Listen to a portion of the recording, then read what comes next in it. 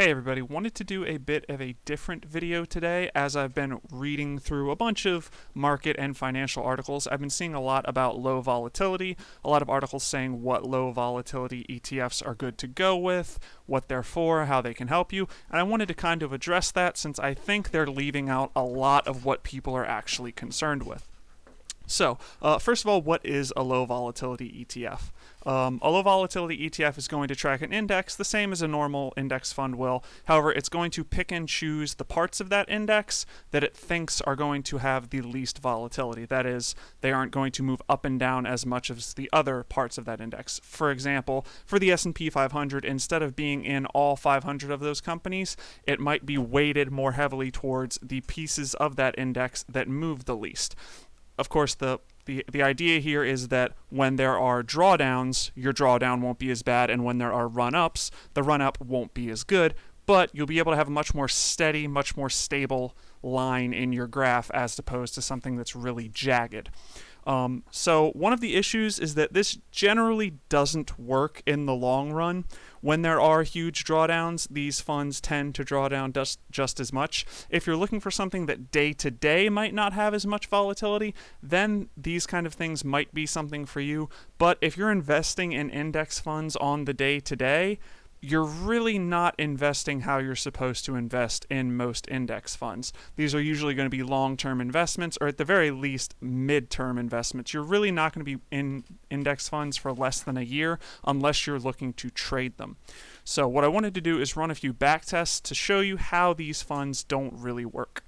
For our first one, our control will be the Vanguard S&P 500 ETF, or VOO, and we have two Invesco low volatility funds, one just on the S&P 500 and one on the S&P 500 high dividend with low volatility. And if we go down and look at our funds, we can see that the low volatility funds actually had a much steeper drawdown than the simple S&P 500. We can see that while our first and third fund both had roughly similar drawdowns, our second fund, which was the high dividend, low volatility, had a terrible drawdown. So what does this mean for us? If what you're doing is trying to preserve capital via low volatility, not only have you failed at that, but you've also failed in the growth as your normal S&P 500 fund has continued to grow well above the low volatility funds. The problem here is that you are literally doing the opposite of what you want to do. You are trying to get less of that volatility while in return you're giving up a little bit of the gains. As we can see here, you have not just given up a lot of gains, you also had a lot more volatility. We can go over to another test. Also on the S&P 500, we have our same control, but we have two different ones here. We have the Delta Shares Managed Risk ETF for the S&P and the JP Morgan US Minimum Volatility ETF. Technically not the S&P 500, but it is US large caps, which is what the S&P 500 is. So, potato, potato. And if we look at this graph, we can see that, again, two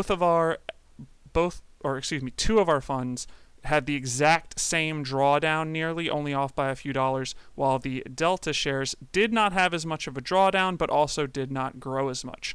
So in this case, you could say for the first one that it did somewhat do what was expected. It actually had a point where it crossed over the other two funds. So this is our one outlier here.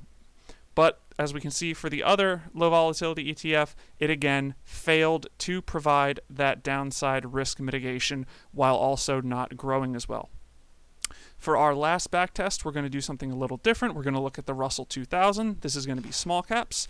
Again, our control will be a Vanguard fund, in this case the Vanguard Russell 2000 ETF, and we will have a US small cap low volatility ETF and the Invesco S&P Small Cap Low Volatility ETF.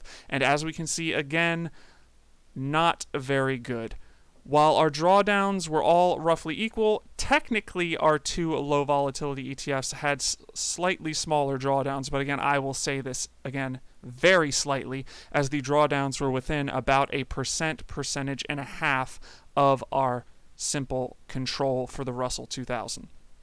While again not providing as much in the gains department, though one did get kind of close. So in closing, what does this mean? If you are looking for low volatility, There are other ways to look to manage that. There are certain other investment strategies, there are option strategies, there are simply just knowing when something is overpriced by simply going into it and looking at it. But if you're actually looking for something that's going to offer you low volatility in the long run, these funds aren't going to do it for you. It's not what they're really designed to do. What they are designed to do is make you feel better day to day when you see the market crash, 2.5% in a day. Your fund might have only dropped 0.5%, 1%, 1.25%. On the flip side, if the markets go up by 2.5%, you're only going to get 1, maybe 1.5% on the gain side. In the long run, you're going to do just as poorly, or as good, I guess, as you would with your simple index fund that tracks an entire index. And in the very long run, you're generally going to do worse because they aren't as exposed to the parts of the index that have the volatility that's going to give the long-term growth. So just be careful, make sure, buyer beware, read the funds, make sure you're not buying something you think is safe when it is not nearly as safe as you think it is. Thanks for watching, and I hope this helped.